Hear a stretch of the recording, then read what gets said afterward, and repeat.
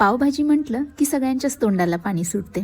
तर माझ्याकडे हिरवे वाटाणे नव्हते म्हणून मी हे वाटाणे रात्री भिजत टाकले होते आणि सकाळी आपल्याला याला कुकरला लावून 10 ते 12 शिट्ट्या करून घ्यायच्या आहेत. भाज्यांमध्ये इथे मी रेड आणि येलो बेल पेपर, एक गाजर, कोबी, फ्लॉवर, 8 ते 9 फ्रेंच बीन्स आणि एक बीटरूट घेतलेला आहे आणि 4 बटाटे साल काढून त्याचे बारीक काप करून घेतलेले आहेत.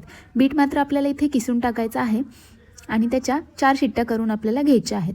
बघा इथे छान शिजलेली आहे भाजी. आता हे जे एक्स्ट्रा पाणी आहे ते आपल्याला काढून घ्यायचं आहे. का तर भाज्या मॅश करताना पाणी जर असेल तर भाज्या छान मॅश होत नाहीत. बघा आता कशा व्यवस्थित मॅश झाल्या. मॅश करून झाल्यावर आपल्याला ते पाणी परत ॲड करून घ्यायचं आहे. इथे मी कढईमध्ये तेल गरम करायला ठेवलं होतं आणि त्याच्यामध्ये 3 मोठ्या साईजचे कांदे घातलेले आहेत. त्यात 3 ते 4 चमचे आपल्याला तूप टाकायचं आहे. कांदा थोडासा परतला गेला की आपल्याला त्याच्यामध्ये अद्रक लसूणची पेस्ट टाकून घ्यायची आहे. छान परतून झाल्यावर इथे मी 4 टोमॅटोंची प्युरी ॲड केली होती. प्युरी छान परतून झाली, तेल सुटलं की त्याच्यामध्ये आपल्याला कसुरी मेथी, पावभाजी मसाला, धनेपूड, जिरेपूड आणि चवीप्रमाणे मीठ टाकून छान परतून घ्यायचं आहे.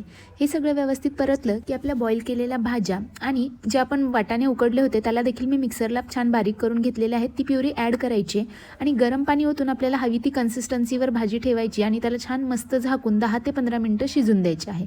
मधून मी एकदा हलवले होते आणि थोडेसे बटर ॲड केलेले.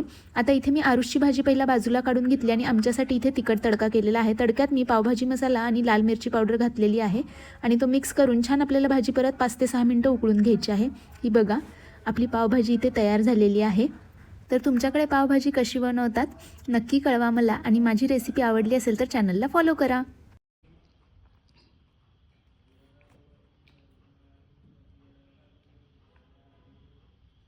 यम्मी पावभाजी.